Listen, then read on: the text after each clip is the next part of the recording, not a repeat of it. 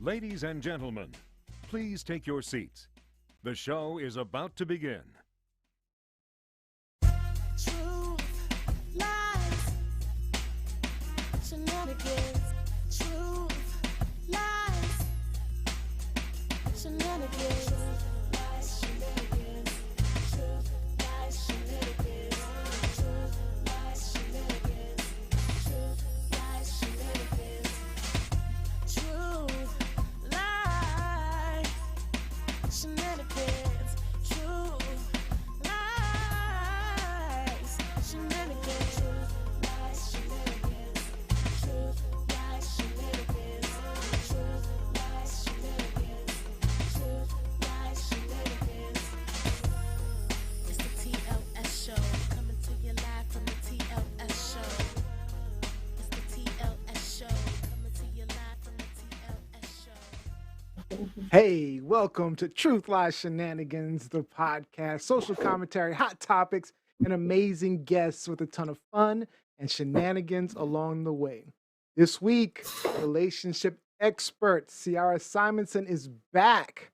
She's sitting in for Lizzie, but she's also answering our relationship questions in the segment For Your Info.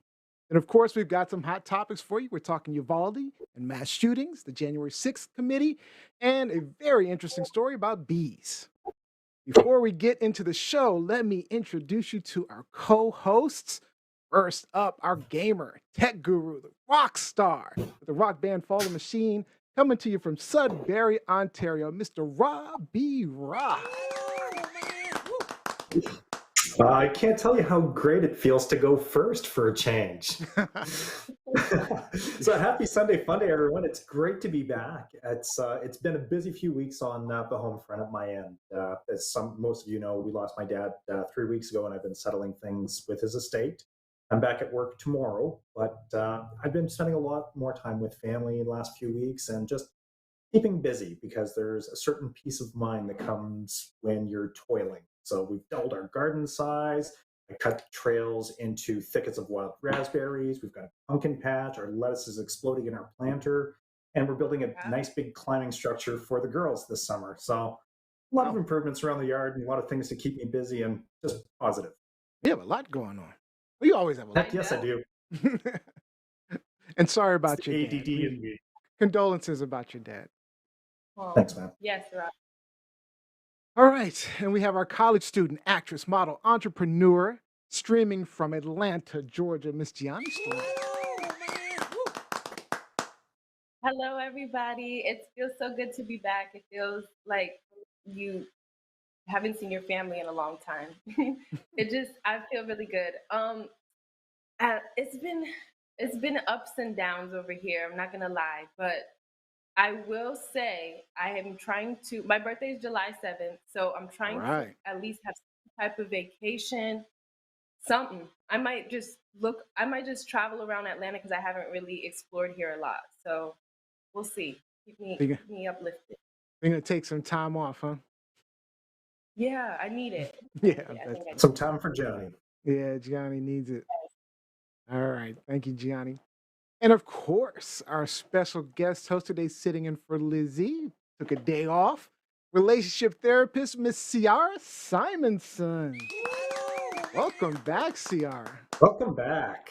Welcome Well, back. thank you guys so much for having me. The last time that I was on, we had such a good time. It felt like it wasn't enough time for us I know, right? to talk and do our thing. So I'm so happy and delighted to just be on the show again. It's a joy. I'm excited about our topics today. And yeah, I'm here at my home. I'm relaxed. I'm chill. I have my fun here today. Last time it was a different look. Oh, no, I love the fun here. So I'm looking forward to today's show and answering all the questions. Yeah, we got some relationship questions for you. So yeah, don't forget, make sure you start putting those relationship questions in the chat. All right, and my name is Neo Nix. Now I gotta admit, I am very excited coming off the mid-season break because while we were gone, a lot happened. A lot of things were going on in the world, but I was thinking I could get some nice, relaxing vacation time and away from the show, my day job, course, with my luck, COVID.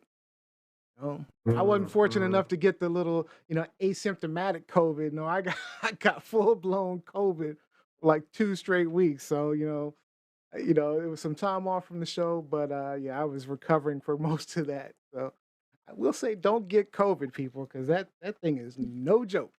I seriously thought that I was maybe I was one of the lucky ones who wasn't going to get it, or I was just one of those asymptomatic people. But No. Mm. Sorry, Neil. That's awful, dude. yeah, I'm glad it you're was. feeling better. Oh, feeling much much better. Little lingering cough, but otherwise I'm pretty good. Good. So Glad you're so feeling better. yeah, thank you. So I mean, so did everyone at least enjoy their little bit of time off? I know Ciara, you Oh yeah. okay, Yeah, absolutely. Yeah. good. All right. Now, Ciara, how are things going with your ministry? I remember that was one of your passions, right? My ministry is ongoing. I'm no longer in a pulpit preaching, but Okay. I look at my practice as my ministry. I pray for my Mm. clients, right? I keep my Of clients course. near in prayer and just really look at the work that I do in service is for the greater good, and that's service that is ministry. So Absolutely. I love Exactly. that. yeah. I love that. I know there is a rite of passage for every new guest host on the show, Ciara. Uh-oh. And Wait, it's wait, called wait. Okay. You better it's get called ready for it. it's several quick fire questions, and all you have to do is say the first thing that comes to your mind. And it's just to Oh help my. get our audience get to know you a little bit. So, Ciara, you ready for the hot seat? Oh Lord. Let's go. All right, here we go.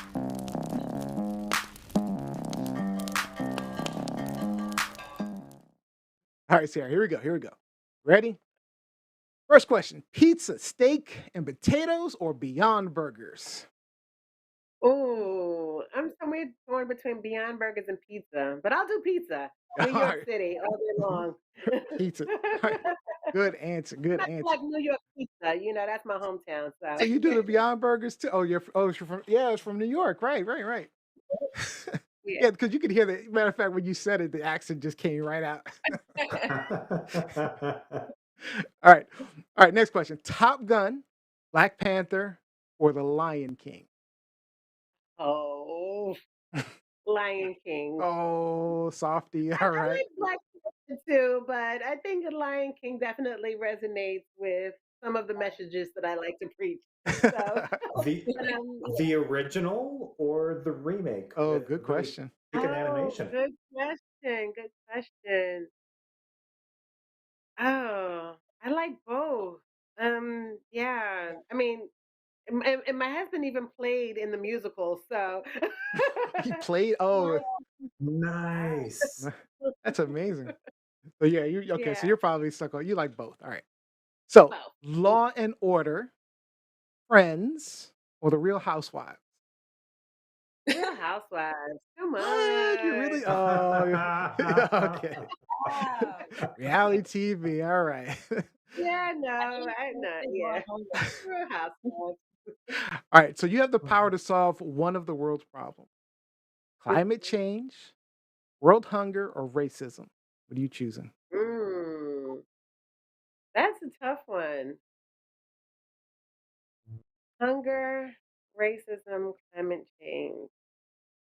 I feel like I have a bias to deal with the issue of racism. Racism.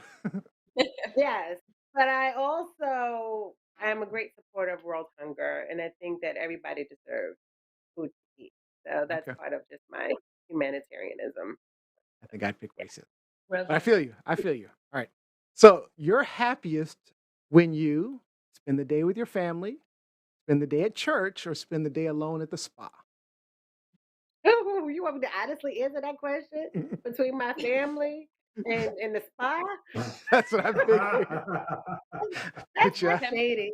That's trifling.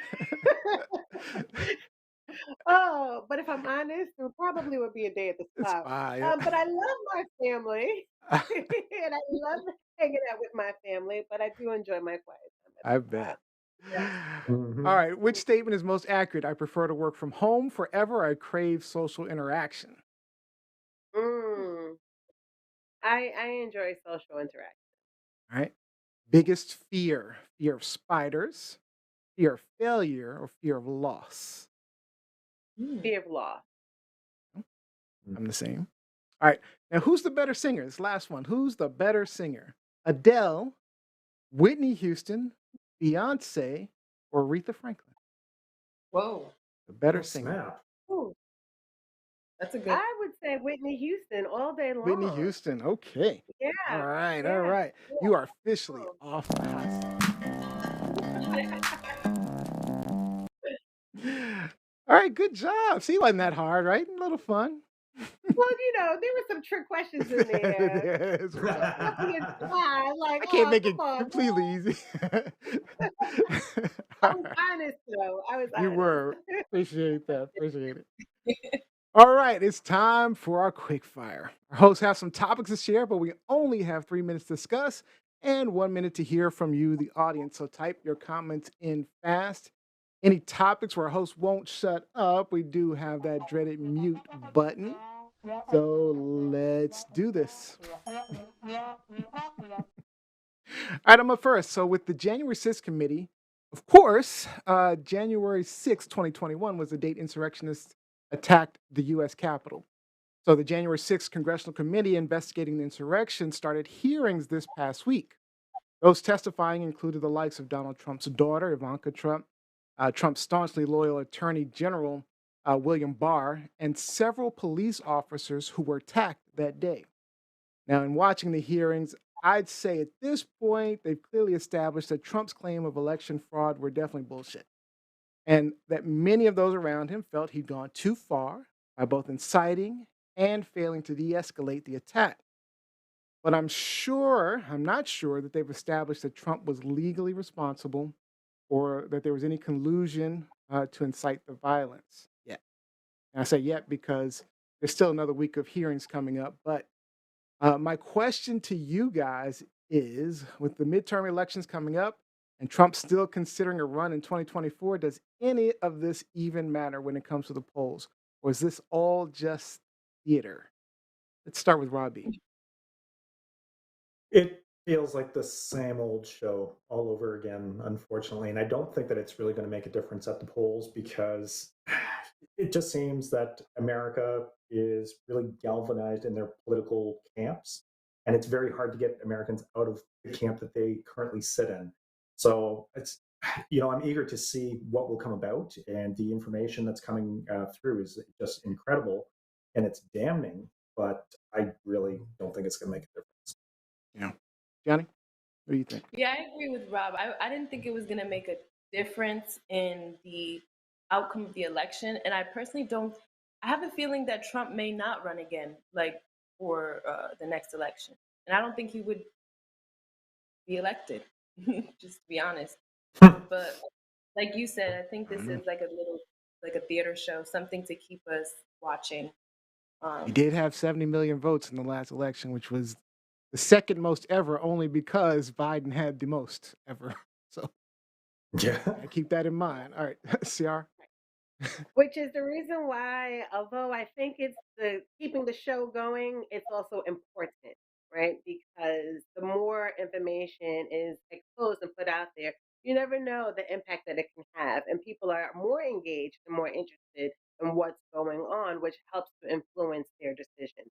So I tend to remain on a hopeful side that there would be an impact in the polls in the upcoming elections, and that what needs to be unveiled will be presented and for people to be informed. Yeah, and I agree with you guys. I mean, I think it will have an impact, but it is still a lot of theater. I'm just glad that I'm glad we're getting a lot of that information out because there's still a lot to do. All right, that is that one. So let's find out: is this true, lies, or shenanigans? Rob true. thinks it's true. A little theater for me, a little theaterish, and some truth. We're getting some truth out of that. So okay, Ciara's going with truth. Ciara's going with truth. No doubt it's a bit of a circus, but it's some truth. It's true. Bit of a circus. I really do hope they can get some more information out there though, that we didn't know before, because there's no doubt there was collusion and all this other stuff in my mind. I'm convinced. Yeah. All right, Robbie, you're up next. You've got a really, really good quick fire today. All right. So, quick question. When is a fish not a fish? When it's a bee. So, under the California Endangered Species Act, an endangered species can be a bird, mammal, fish, amphibian, reptile, or plant. Bees definitely not covered under that. But California's Third Appellate District Court of Appeal ruled at the end of May that bees could be protected under the state law to protect endangered species because bees meet the state definition of fish under Section 45 of California Fish and Game Code. A fish is a wild fish, mollusk, crustacean, invertebrate, amphibian, or part spawn, ovum, blah, blah, blah. So brilliant semantics, in my opinion, to preserve the species that we need. And I want you to talk more about protecting our pollinators, and do we need lawmakers to keep stepping up to protect them? I'll jump in and start because I'm just wondering, why do we have to make it all complicated and then bees or fish and all this other stuff? Why can't we just make some laws for the bees? What is all of that? Literally mean- what I was thinking. Yes, I just thank don't. I don't even get it. Just make the damn laws for the bees because we have to save the bees, obviously.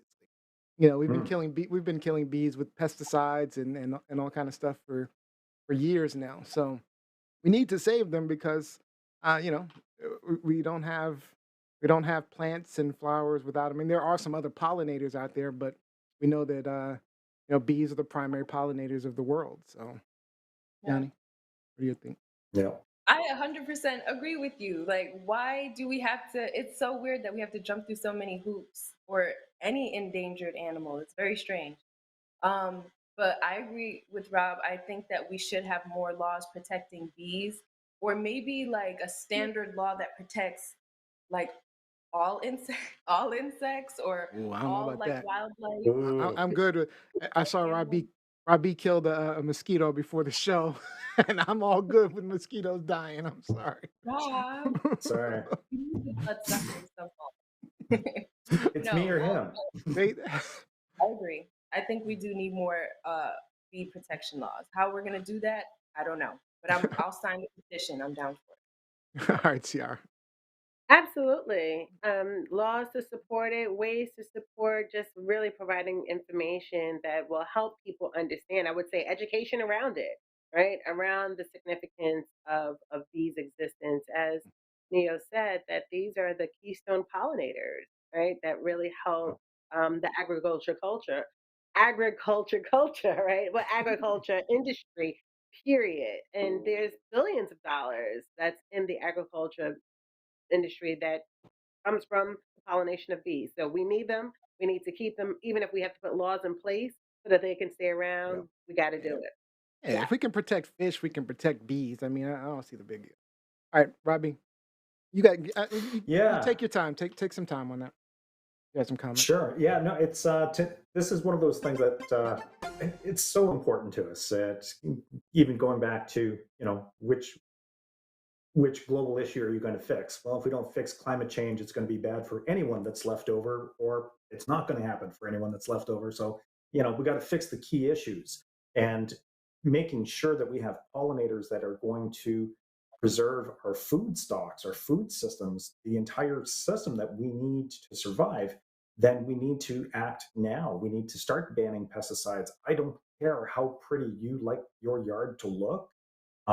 If it's going to kill off what we need to provide food for ourselves and future generations, we need to act now, because if those bees go, they're taking us with them, aren't they, Neo? Yeah. Well, Yeah. they are. Sorry. Would you? Every time you're they're not joking. Would any of you what do they call when you like keep bees and raise them, and like, is that a thing? Beekeeper. Where can you guys Mhm. do you guys do that? Beekeeping in your yard? I wouldn't keep a beehive, but I know that my neighbor, in their garden, they've got they're not birdhouses, but they're little bee houses. So it looks like a birdhouse, but it's just filled with tubes. So the infrastructure is there. The bees can come and inhabit it and build a hive around it. And they're very much into gardening, like Joe and I are. So it's So it's nice to see someone taking up the mantle like that. I think it's important. so we're out Yeah. of time. I do want to say that I'm curious, Rob B, if I don't know, you know what carpenter bees, right? So carpenter bees can get into Hmm. your house and kind of destroy the wood and stuff like that. Yep. Yeah, so they've been a challenge for us. We've been trying to figure out what to You're do with like them. biased. 'Cause they've been destroying the wood around our house, man. I don't know. Yeah. I love the Yeah. bees, but I don't know. I love my house too. Yeah, Anyway. no, I can appreciate your investment there for sure. Anyway, there's some comments online. Olivia says, "I love my yard to look pretty with bees and butterflies." Hmm. And Mike Wolf posted a video of From the not. Wicker. No, not the Wicker Man. What I was think it? isn't that the Wicker Man? I think that is the Wicker Man, isn't it? Not the Right? Not bees. the bees. Nick Cage. Check that out. Check that Ah. video out. Right. All right. So, is this truth, lies, or shenanigans? This is very much Looks like Ciara's going with There's some truth. truth. Truth. All day long. And where are you, Neo? Oh, I'm all slow. right. True. I'm going with truth. Going with truth. All right. That was great. That was good quick fire, Robbie. We needed a little bit of that. All right. Before we get into our next segment, I just want to remind all of you to take a quick second. If you haven't already, head over to TLSshow.com. It'll take you directly to our YouTube page. Make sure you hit that subscribe button because we want to make sure you never miss any of our shenanigans or the great show clips that Rob puts out there for you. So, uh, by the way, Mike Wolf said it was the Wicker Man. I thought it was the Wicker Man. Yeah, from the movie The Wicker Man. So check out that video because it's Nick Cage getting attacked by bees. Oh, wow. Okay. It's not necessarily a bad visual. I love Nick Just- Cage. I love Nick Cage. I love Nick Cage. I don't know. All right. At this point, he's like IBM. Like he's gotten too big to fail. Like Yeah. Nick Cage does whatever the hell Nick Cage wants to do at this point, and people Yeah. will watch it. For a while, he's just putting out crap movies and anyway. All right. So we have a new segment on Truth Lies Shenanigans where we'll bring in guests to give you valuable information on relationships, health, money, and more. And we're calling it For Your Info.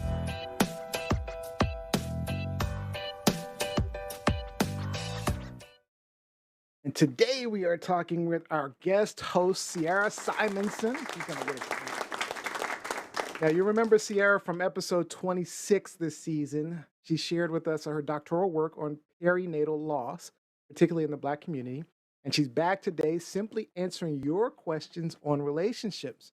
And we're monitoring both the Facebook and YouTube chats right now. So send us your questions. Ciara, welcome back for this. I'm looking forward to talking about relationships because it was pretty popular last time. Now, let me quickly, before you get started, let me quickly play a clip from the last time that you were here so people can get a sense of what we were talking about. Pregnancy loss remains a major health concern, particularly within the African American community. African American couples, women are twice as likely to experience infant mortality or pregnancy loss, Oh, I didn't know that. early infant loss. Yeah. In fact, there was a recent study at the National Center for Health Statistics that just came out right before 2020 that actually shows that 2017, 18, and 19, what the data reports. And it shows that even though there has been a decline in infant mortality as a whole, African Americans are still twice as likely to experience loss in comparison to, say, white, Caucasian, or I'm going to say, and Hispanic women. Oh. Oh, wow. Mhm. I have to say, those numbers for me were quite shocking, actually. I was surprised at the numbers that you gave us. But let's pick up quickly where Yeah. you left off. You know, I have my question is when couples come to you dealing with the loss of a child, what's the most common issue that you're finding? I mean, is it fathers not being empathetic? Is it mothers not understanding the father's pain? Is it lack of communication? What's typically the main issue that you're finding? So, excellent question. In fact, I shared I'm doing my doctoral research with this very, very subject. Yeah. And these are the questions that's actually in my survey right Nice. now to find out specifically what is that, because there's a combination of both. Um, there's a double loss, right, for the fathers. Not only are they lost the child, lost the baby, but also there's a loss of Mm, connecting with the spouse. And so it yeah. becomes really challenging and just really knowing how to provide the support that is needed. And when the spouse uh, really don't know how to communicate what the needs are, what's happening in a moment, it becomes very challenging. And so that's where the lack of communication or the breakdown of communication comes Yeah. into play. So we see the breakdown of communication that impact um, relationship satisfaction. Obviously, if the couple is not communicating, then there's a great level of distress that's within a relationship. And I would even say sexual distress Mm, Yeah. also kind of picks up. Relationship satisfaction mhm. also increases. Um, so communication, satisfaction, sexual distress, all of those factors play a part in the grief, the level of grief that's actually experienced. Wow. So yeah, I encourage couples that when they've gone through this type of loss and they're finding this strain or distress, even with communication, that it's important to get help, right? Yeah. To help to restore that sense of connection. Yeah. I can talk a lot about this, but I Um, imagine that there's more questions specifically about it. I'm just curious, is it you find it that people are easy to open up to you, or do you find that people can sometimes figure it out on their own when they have these losses? I mean, because I mean, I'm sure some people just won't come to therapy or go to therapy. And I'm curious, can they sometimes figure it out on their own? Right. So so yes and no, right? And I want to say more no than yes, but I would think so. eventually, like we all have an innate sense of how we cope with situations. Is it healthy coping? We know how to survive, right? So people have that sense of survival, how to cope and how to get over. But when you look at it from is it healthy? Is it helpful? And sometimes, the relationship can grow and evolve and survive and do well, and then sometimes it doesn't do so well. That's kind of where the additional support and coming into a therapeutic process, or just not even therapeutic. I mean, even any type of community support system, just some type of support. Are you talking to someone? Do you feel Yeah. supported?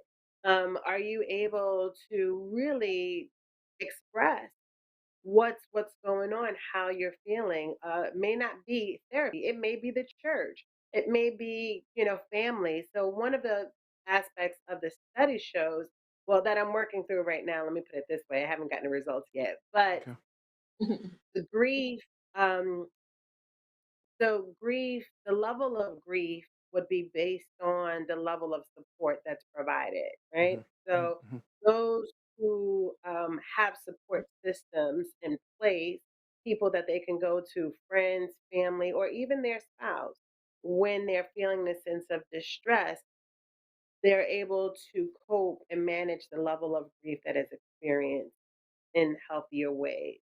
Okay. But the less amount of support, or those who are least, um, let's just say, don't feel supported, Mm, are likely to grieve more, and it's the distress kind of shows up in other ways. I So can the imagine. correlation between grief and support systems, there's a significant correlation, and obviously the higher the grief, the more distress, communication challenges. Okay. Now, yeah. before I switch gears, Robbie or Gianni, do you have a question specifically about this? Any of you have a question specifically? I did have a Hmm. question about. Sorry, Rob. Go ahead. No, he said No, no. no, go ahead, Johnny.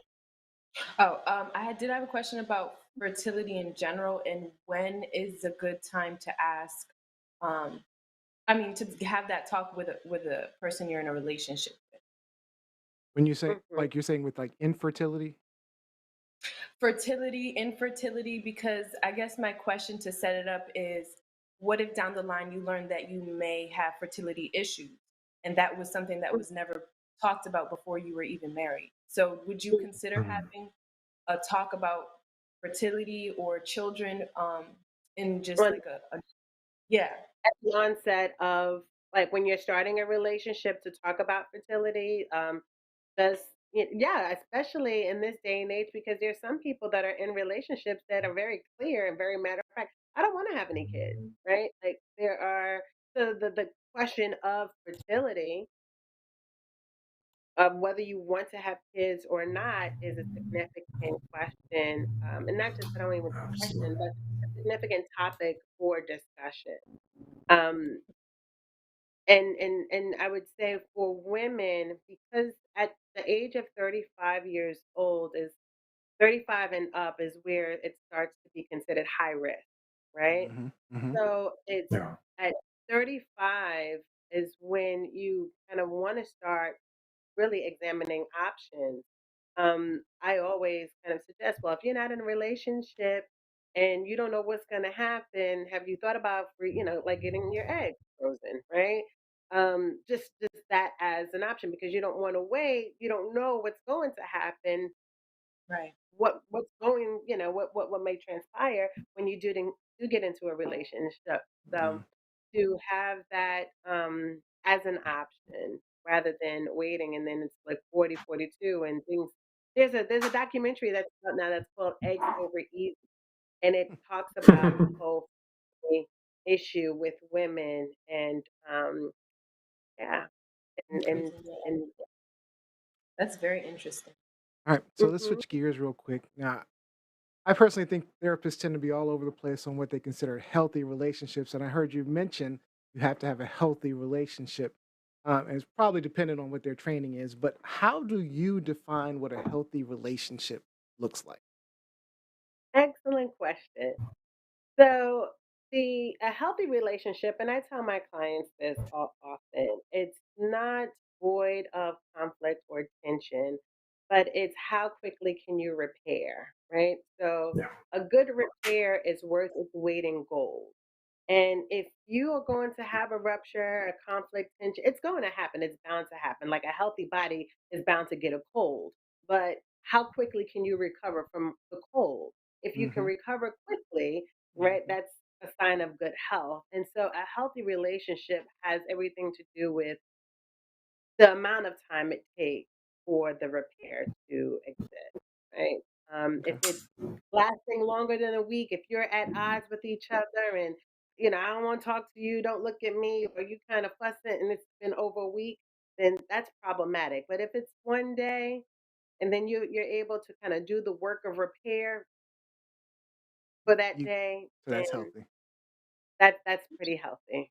Okay, Robbie.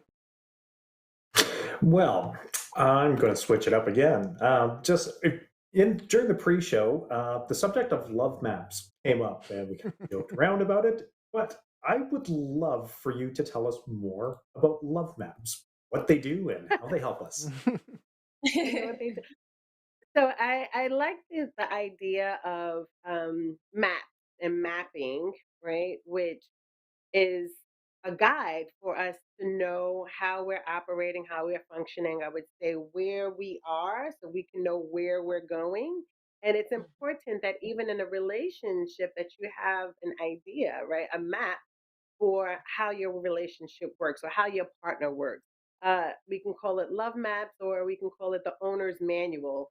And just knowing this about your partner, the places you go when, and as a matter of fact, Brene Brown has a new book out that's titled Atlas of the Heart, and she uses this idea of map as a theme for the book, which is expressing different emotions and the places we go when we're feeling whatever. And so the idea of a love map, or as I would say, your own partner's owner's manual, is can you name your partner's what your partner needs to hear in order to make them feel good, right? What are the things that your partner um, that kind of brings it about a sense of vulnerability, right, for your partner? What are the quickest ways to help your partner calm down? What are the quickest ways to excite your partner? What are some of the surefires that brings tears to your partner's eyes?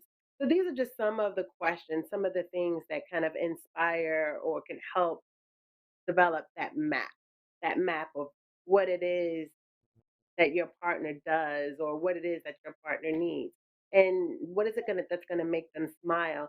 And that can even translate even with sex, right? So the love map according to sex, how do you set the mood, right? So to get me in the mood for sex, I would like you fill in the blank, So you got you to know? talk to your partner and be like, hey, this is what I need, and this is what I need Mm. for to feel good about sex.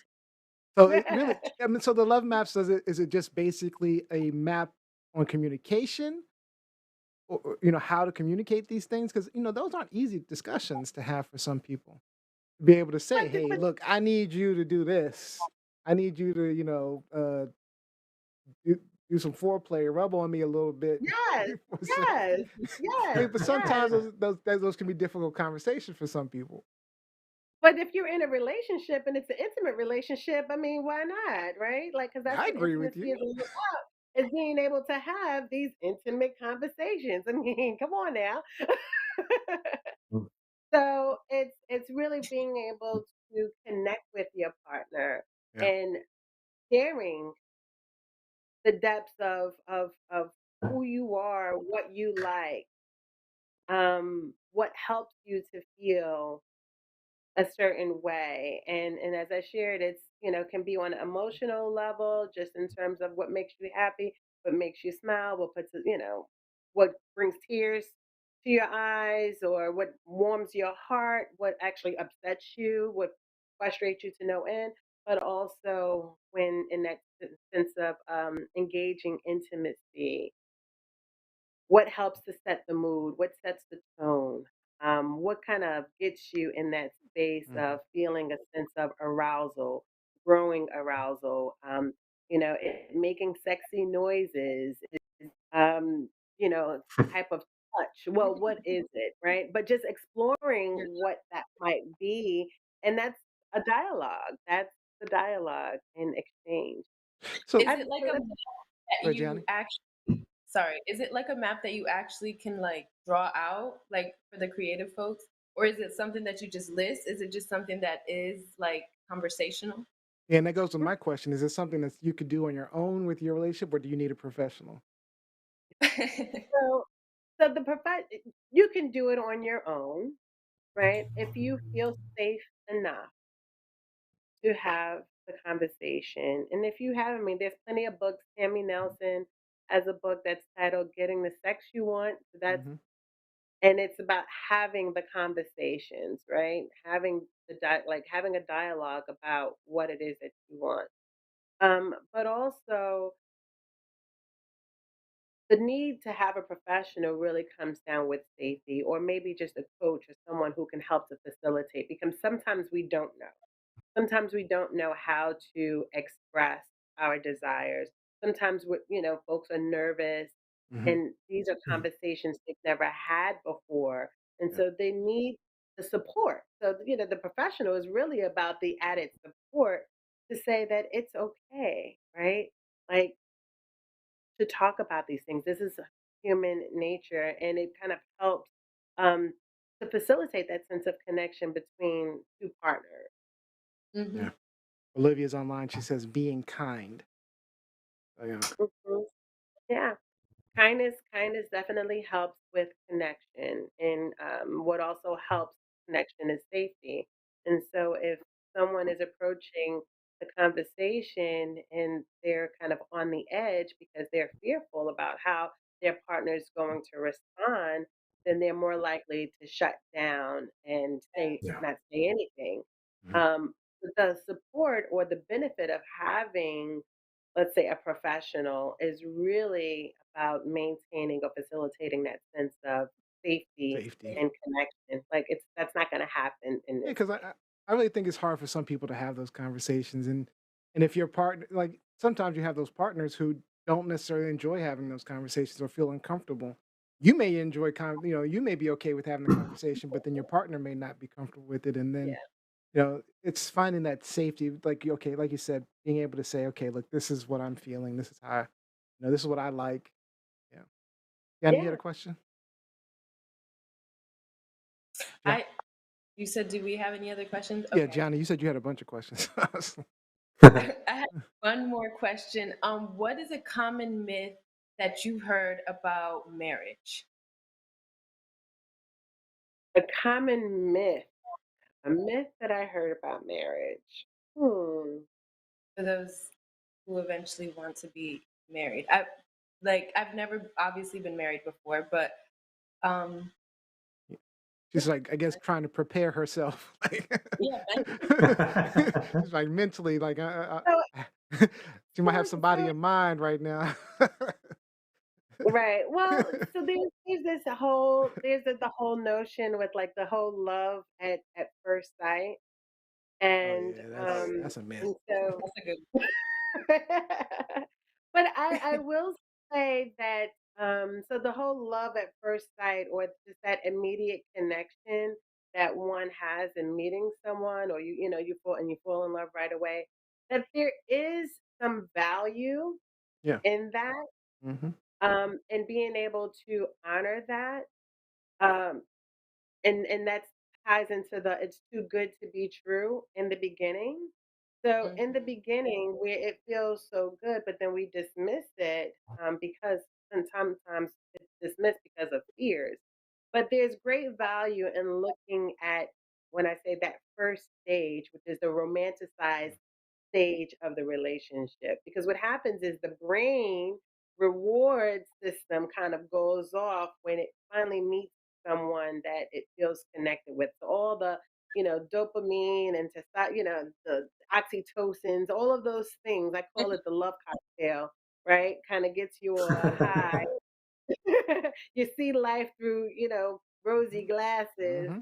and that's what gets you to get married, right? But then it's 18 months later. It's usually about 18 months. Sometimes it's sooner. Maybe and it's just like, what happened? Right? Like, what the hell happened? This is not the person that I fell in love with.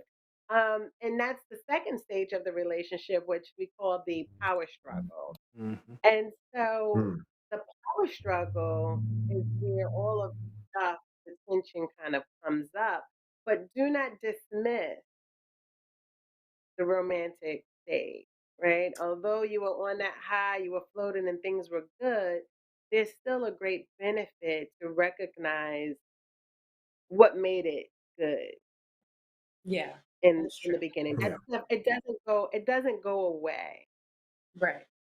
Yeah. Right? It's Yeah. still part of that person. So that love at first sight or it's too good to be well, it is true and it is good.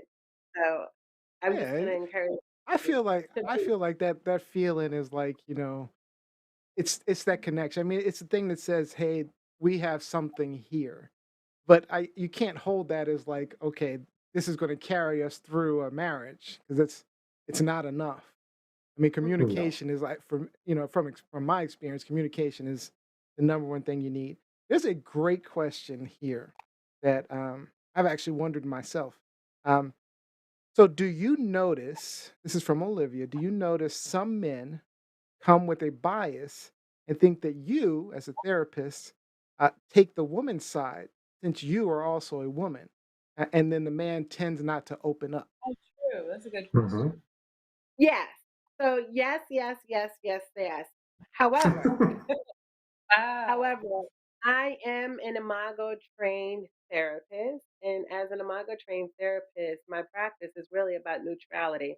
My practice is not focused on any individual, but the relationship itself. So I tell my clients all the time that my client is the relationship, and I maintain a neutral position, which is really to invite both individuals to engage in the process.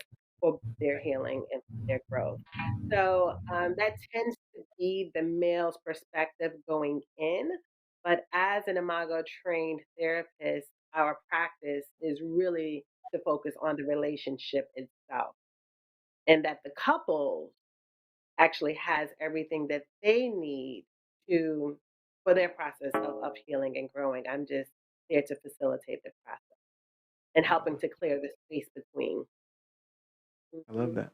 And honestly, and I have to say this, most of the men love coming in, right? Like they'll be shy at first because they're trying to feel it out, get a sense of okay, is she gonna side up? But then when they kind of get a handle of the process of the experience, most of the men love it because of the boundaries that's in place and the structure that's in place that really allows them to speak Yeah. and share what they need to say. Robbie, did you have another question? I think you're muted. Oh, no, sorry. No, I shouldn't be muted. Okay, you're good. Can you You're hear good. me? You're there now. Okay, okay. No, it's really, I don't have a question. It's just to really validate and to thank Ciara for just really doubling down, tripling down on, the strong communication skills. And you really need to develop that. And Neo, like, when you're saying if someone doesn't feel comfortable talking about these things and or in the construct of a relationship, it sounds like they have some work they need to do on their own. They need to flourish because there's something holding them back. And if you have those blocks inside of you, it could absolutely impede your relationship. I'm, So I think that that's. I'm going to slightly disagree, just slightly, because I think, Mhm. I mean, although there is some level of need to improve yourself, I feel like when you're in a relationship, part of that connection and communication has to be together, because you each have like different ways of communicating. Yeah, of course. What I'm saying is, I don't think there's one way of communication, one person's way of communicating is wrong versus another, right? So Mhm. I think that it's a matter of blending, figuring out how to blend the two. I don't know. Yeah. I'll leave it to So Sarah. I don't know. yeah, I'll interject with that, and I'll say this, Rob. So yes, there's some work when there's communication issues. There's definitely work that needs to be done, right? And to say it's up to an individual to do their individual work, it's kind of singling out. And reality is, and this is why I love being a relationship therapist. An individual will come to me to only talk about their partner. And I'm like, why are you telling me this? You need to be telling your partner this. So can you please bring your partner in so we can talk about this, Mm, right?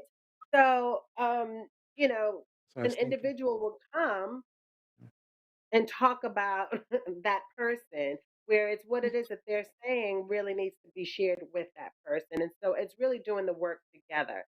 And it's hard, perhaps to do and communicate with your partner, right? Which is the reason why there's challenges. So the work then really becomes about safety, how to create a sense of safety with your partner, with the other. And that will help to facilitate that sense of connection and will also further the practice of better communication. So we did get another question online, and coincidentally, it was the next question I was going to ask. And it's actually from Mel, my wife. So she says, "Well, would you ever tell someone to end things?" And my question was more along the lines of, when do you know when it's time to walk away from a relationship? Because I know I probably personally tended to stay with relationships, unhealthy relationships, a little too long. Um, and I know therapists tend to be hopeful that things are going to work out. But when do you figure out that a relationship is just unsalvageable and you just need to tell them, "Hey, you sorry, it's not going to work." Yeah. No, this it's listen, I have, and I would say fortunate, unfortunate. There's a whole process in saying goodbye. And my work as a relationship therapist is not only to help relationships heal and transform for connection, but sometimes it's to help them to end in the most amicable way possible. So part of my practice is saying, and allowing the couple to identify how to say goodbye, but still honor what was good. Because although things may need to come to an end, the relationship wasn't all bad, right? Like, there was a reason why you got together in the first place. So you still want to honor that, but recognizing that, you know what, this is this is no longer working for us, and And do and you there's a tell number. people?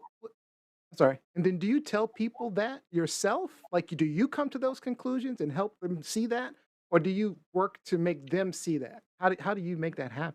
I work to make them to help them see that. Okay. I do not make that decision. They make that decision for Right. themselves. But But I you're not help. sitting up there telling them, look, you guys need to. You're done. This isn't gonna work. You're not doing that. You're just No, because I can say that all day long, and then next thing you know, they're back together trying to true. figure it out. And True. then even when the couple breaks up, they're back in my office. You have no idea. It's like it's never really over until it's over. Yeah. So True.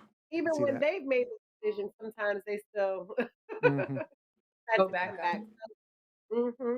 So yeah, I help them to facilitate um, what they will identify as the ending, and how to do it in the most amicable way possible. Help them to end things well, Okay. right? Because saying goodbye is just as important as beginning Yeah. something new. And Okay. doing it well is significant for maintaining a sense of dignity. So yes, for the one who asked the question, how do you or when do you? Yes, that's another significant part of the work is how to say goodbye. Okay. All right. Uh, Well, we're going to shut it down with there. We are definitely out of time. This has been a fantastic discussion, as always. So we covered a lot of things. So we thank you for joining us for this particular segment. And oh, let me just ask you, Ciara, can you tell people where they can find you, get more information? Sure, I am. If you go to the imagocenterdc.com, imagocenterdc.com, that's the website to our agency. Go to therapist. You'll see my name, Ciara Simonson. Um, Ciara Simonson. You could do a Google search, and oh, that will come up also. Awesome. Yeah. it does. All right. So check her out. She's a great relationship therapist giving us great information. So thanks again.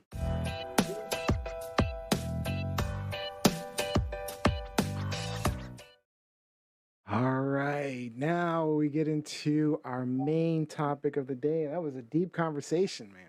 Hard to switch now. It's hard to switch gears. 'Cause now we got even a deeper conversation. So, all right, Johnny Storm, you wanted to talk about these mass shootings for our.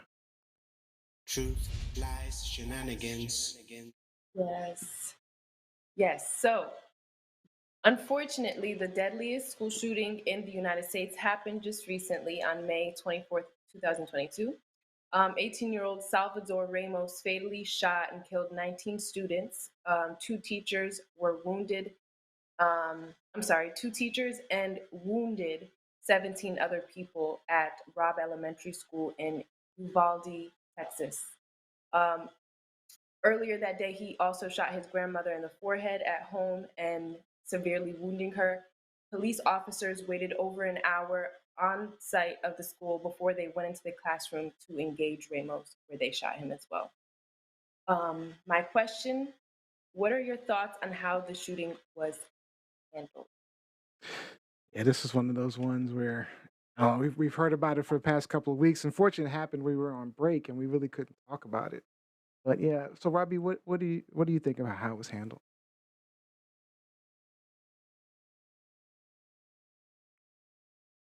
Are you muted? Uh-oh, muted.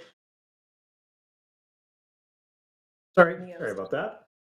So, unfortunately, there were just so many errors that were made as from the very onset. When Chief Pete Arredondo went into the building, he didn't go in with a police radio or his school radio. So, communication was an issue at the onset, especially when you have something like this going on. One of the key issues also is that the school police in that region do not have master keys for the schools. So they had to rely on the staff who were unable to provide them with a key to a door that was just integral to getting to the shooter. It's a door that's designed to stop shooters from getting in, but once he was in, he was essentially barricaded in behind a steel door that the police couldn't breach and couldn't get a key to for 77 minutes. There were just so many things that went wrong during that timeline. It was just absolutely awful.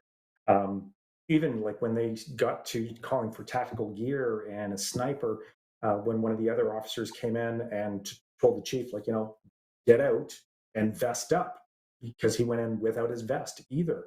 So part of the problem is Uvalde it's a small place. I think it's a town of 15,000 people. So the police force isn't trained for it. They're not financed for it. They're not prepared for this type of situation. I don't know, Rob. I'm not gonna. I hear you on that, but I think that sounds like excuses to me. I mean, there were parents who had no weapons, who had Oh, no, yeah. who had no Yep. guns, no body armor, ready to run in and save their own children. And you have these people with body armor, weapons who can take him out, who ultimately did take him out, waiting. I'm not buying the fact that they are. This was just cowardly to me. That's how I feel. And Right. just And they were walking into the building, right? Like not running, but walking. I just So I that's just feel like it was a very police force of cowards, is what I felt like. yeah. I mean, because I mean, I get training, and they have been trained apparently, supposedly, but whoever made these decisions, I mean, even if I were a police officer there, I can't imagine myself even listening to direct orders not to go in. I mean, if I'm hearing children being shot, I'm in. And I'm not listening to no direct orders. I'm going to save those kids if I can. And they were tasing. I heard that they were tasing parents trying to get in to save their own kids. Wow. They would have had to tase That's what I'm thinking. me I down. mean, they better matter of they fact, there excused was you, because you can't send a civilian into an active shooter situation, that's fair. because all you're doing, you're just going to rack up the casualties at that point. At least the police services were busting up windows and trying and extracting the students and the teachers that way, because they couldn't get them out via the hallways. I mean, I agree with the decisions to keep civilians out, but the civilians were making the right decisions because the police were not doing what they were supposed to do at the scene. I mean, They it didn't know kind of what to do. Like Rob said, they weren't trained. They didn't know what to do. I think that even if you were compelled, like, and you had this passion in you, like all logic and all training goes right. out the for me anyway.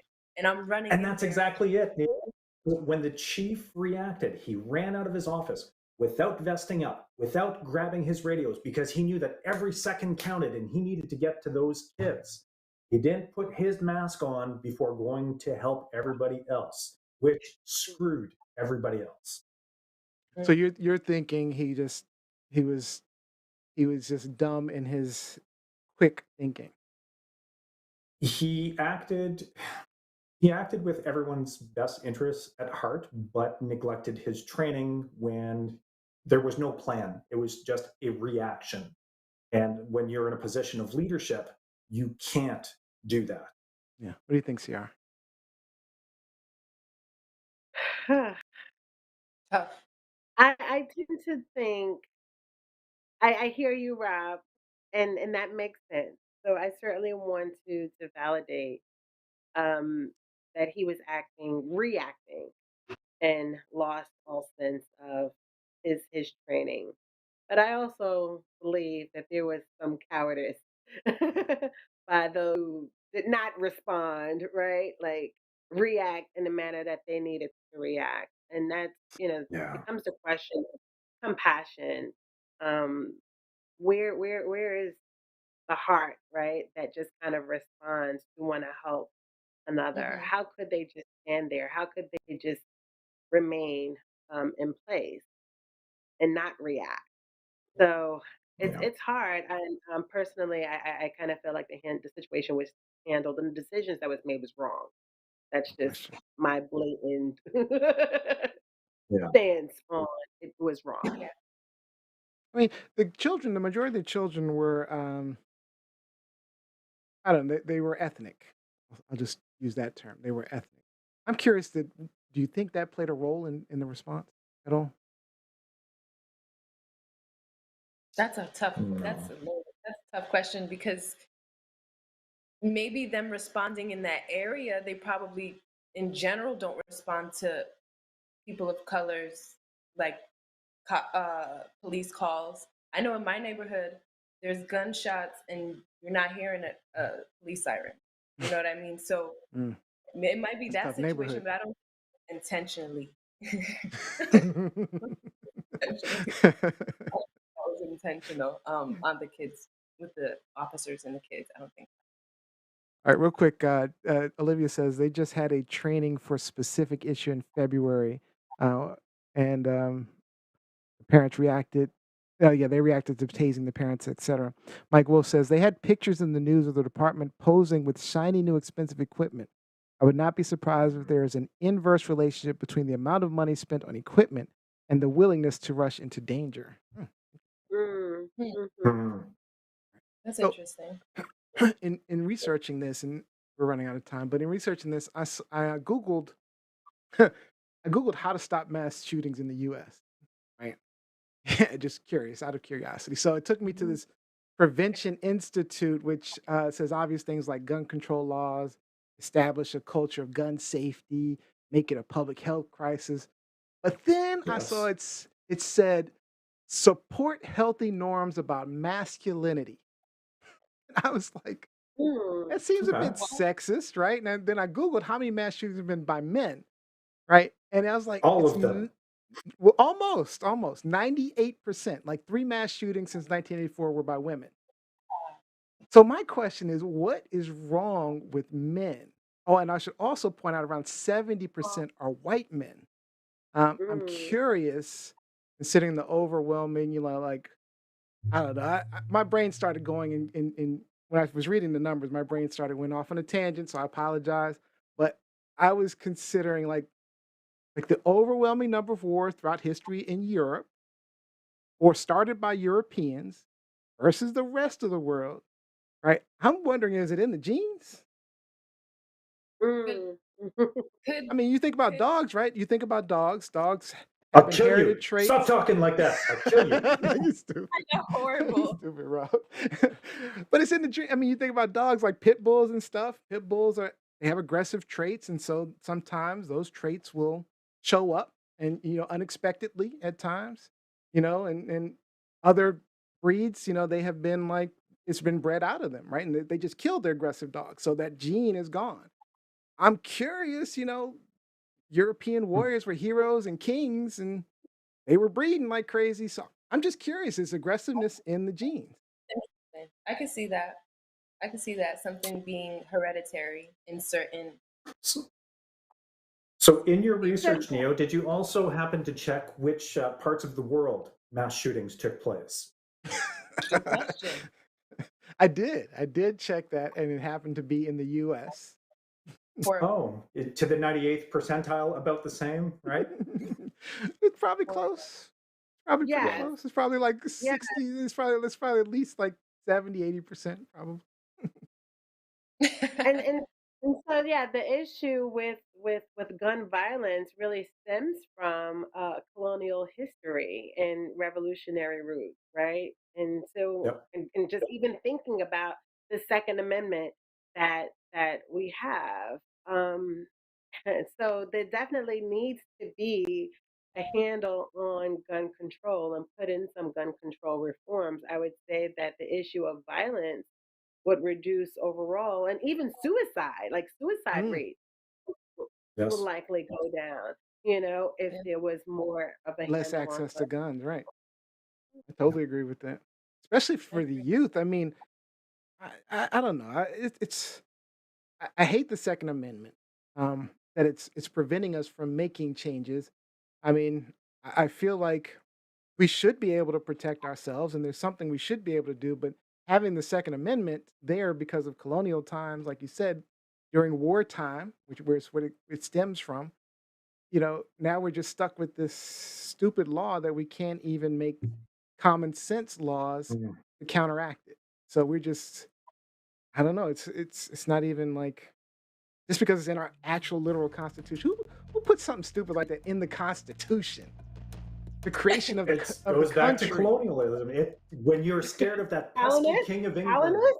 when that pesky king of England is going to come and take over everything. Here's your gun, because we can't fund an army. We need a militia. Here's your gun.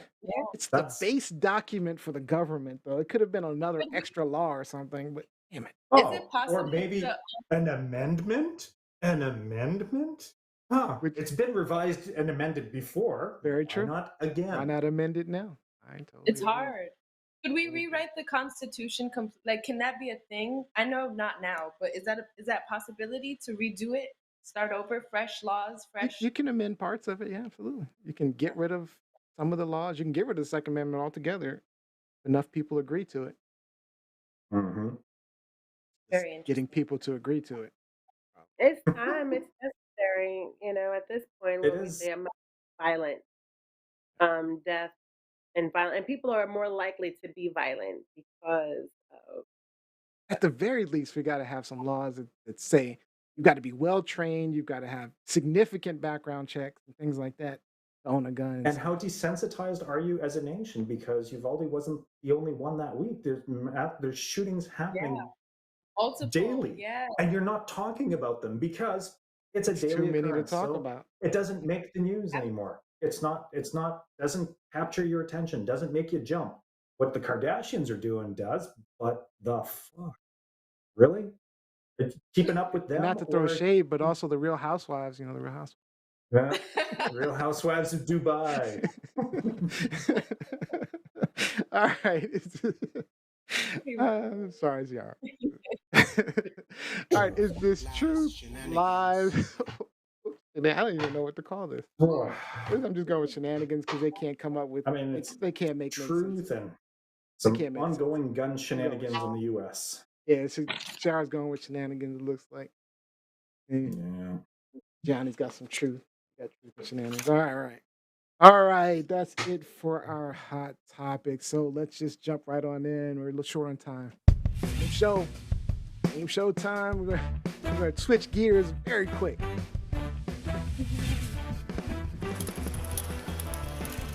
All right, today's game is a fun one. Today's game is truth or lie. The app will give us a statement and we'll have to decide if it's a truth or a lie. If we get it right, you get a point, and whoever gets the most points gets the final thought for the show. Going to close us out on the show. All right.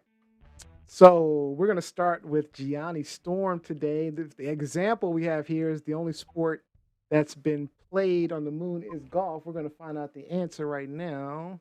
That is true. All right. So, That's Gianni. false. That is false because I can't remember the name of the astronaut, but he threw a javelin. It was basically just a piece from one of the landers, and he threw it like a javelin. And they talked about it because it was the first Lunar Olympics. It was the 40-year anniversary. Like that's wrong. Wow. God damn it. I'm Liz. The app is wrong. Like a javelin. All right. So, Gianni Storm. Birds are dinosaurs. True or lie? They can be? False. False. What? This is true. They're probably related to it. They're not descendants of dinosaurs. They're descendants of dinosaurs. I can see that. All right. So, no point for you. So that is wrong answer. All right. Robbie Rock. Men with mates. Men with mates false. masturbate more than single men. I'm going to say false. You're going to say false. That is incorrect. I got it right. Yes, you got it right. She said, Ciara was like, that's true. Ciara knows. Damn. All right, Ciara, you're up next.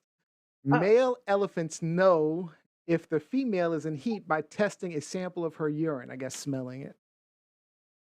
Male elephants know if the female's in heat by testing a sample of her urine. Or maybe tasting it. Maybe they taste it. Sure. You say true? You're going with true? True.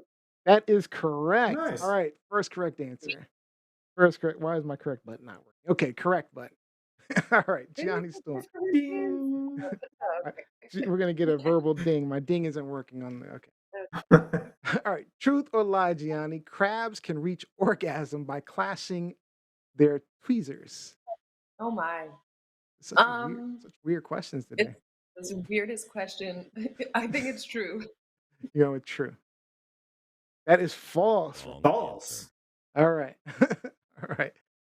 Robbie Rock, cracking the fingers of hands produces long arthrosis. True. Probably. Is that Oh, this is arthritis? false. I don't know what arthrosis is. Wow. Ciara, you might be able to just win the game with the next answer. Let's see. Plastic bags are made from used gasoline scraps. Is truth or lie? Hmm. I know the answer. Like I don't know.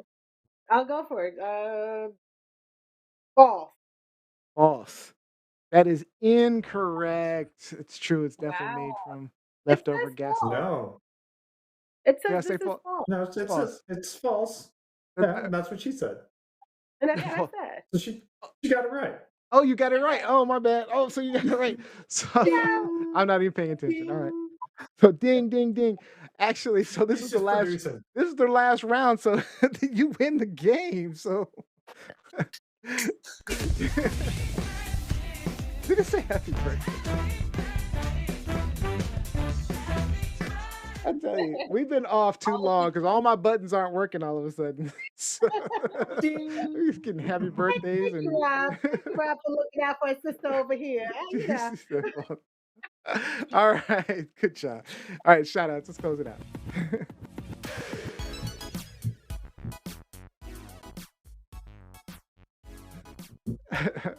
All right. Start out with Gianni. Gianni, shout out. Shout out to all of the TLS crew. Shout out to Nesmi. Shout out to Olivia. Shout out to Jose. Sorry. Shout out to Liz. And shout out to you guys. And yeah. I'll take a shout out. Thank you. Robbie Rock. A shout out to my daughter Erica, who is attending her convocation tomorrow. She graduated her program with a 4.0 GPA, so very, very proud of her. And a weird one for me, but a shout out to Justin Bieber, because he was recently diagnosed with the Ramsay-Hunt syndrome. And I have a friend who was afflicted by that a few years ago. So definitely shout out to Biebs and his family. All right. Shout out to Bieber. All right, Sarah, don't forget you got the final thought, but you got any shout outs? Yes, I have a shout out. I'm going to shout out my husband. Father's Day is coming up, and he's working hard over in Vancouver, Canada, with the Hamilton tour. So I want to give him a shout out for Hamilton tour. For all of his hard work, taking care of us and allowing us to have this break while we're back on stateside. Awesome. Love it. All right. Awesome. Shout out to the husband, Mr. Simonson. Yes, Victor Simonson. He's the first Black conductor for the Hamilton tour and Awesome. Peggy tour. Awesome. That's Amazing. amazing. Yeah. All right. And my shout out is my nephew Avery. He just graduated from high school, heading to Seton Hall. And also a sadder shout out to my grandmother's sisters. Aunt Charlotte passed away just this past week. So sending love to her kids and grandkids. And I'll see all of you guys in a couple of weeks, but definitely sending love to all of you. And that is officially all of the time we have. Ciara, you were fantastic today. We loved having you. Thank you. Thank you. And I'd like to thank everyone for joining us. We hope that you maybe learned something, gained a new perspective, even got some things off your chest. We will be back live next week. And if you haven't already, make sure you hit that subscribe button before you leave. And our winner for the final thought of the show is Ciara Simonson. So close us out, Ciara. What's your final thought? Well, few thoughts. I would say mapping it out. Taking time. Love maps.